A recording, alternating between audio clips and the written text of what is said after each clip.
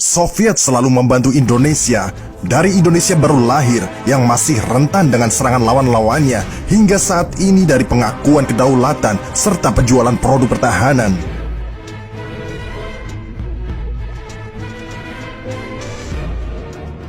Sahabat bagi-bagi, Amerika Serikat pernah mengajak Indonesia bersatu di bawah panji mereka, baik dalam wadah Atlantik Utara atau NATO dan di bawah backing dari Warsawa yang kala itu didukung oleh Soviet.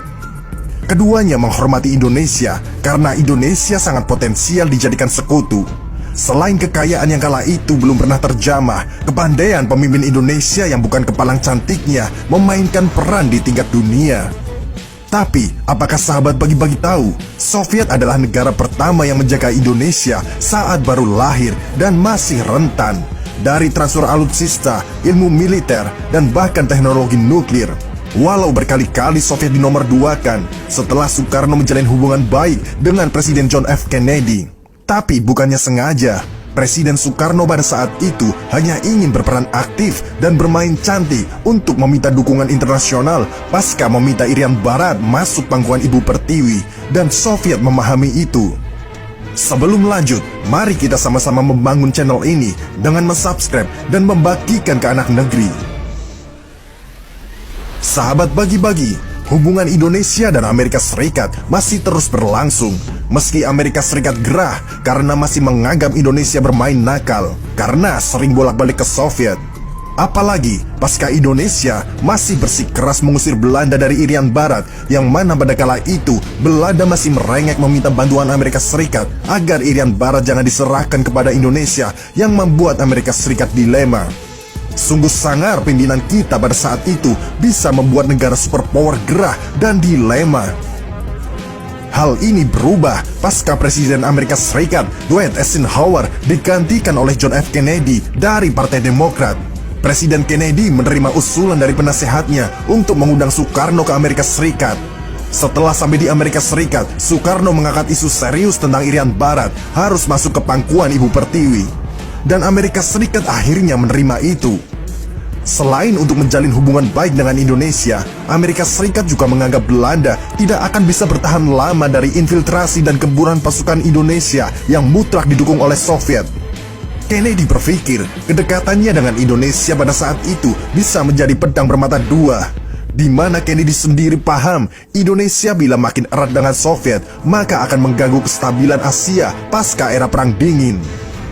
Indonesia dianggap bisa jadi negara penyeimbang di Asia, yang sekarang malah China yang berhasil pasca dimentori Rusia untuk mengganggu keseimbangan dunia pada kala itu, yang membuat Inggris akhirnya membentuk FPDA untuk mengitari Indonesia. Kedekatan Kennedy untuk mengambil hati Indonesia ternyata tidak mendapat semua dukungannya di negaranya.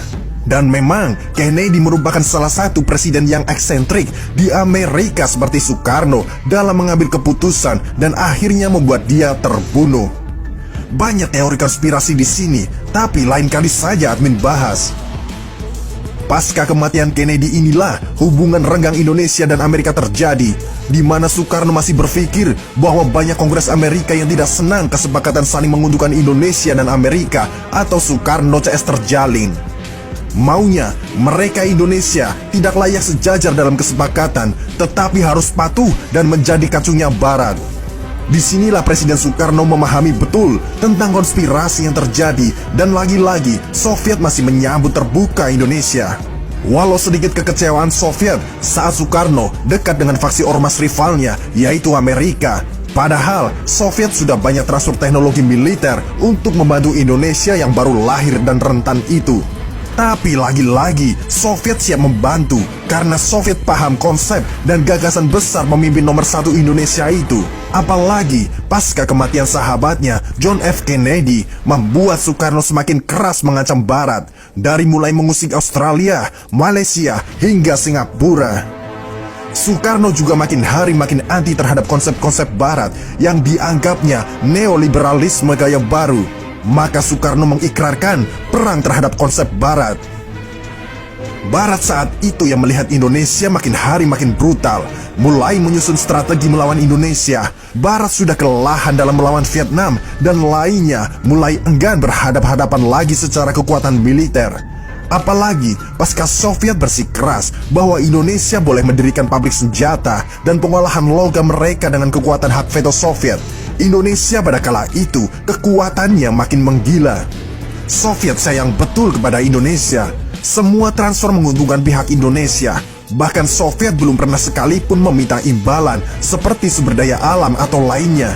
Yang dipikirkan Soviet adalah membendung kekuatan Amerika Serikat dan kawan-kawannya agar tidak makin melebar pasca Perang Dingin.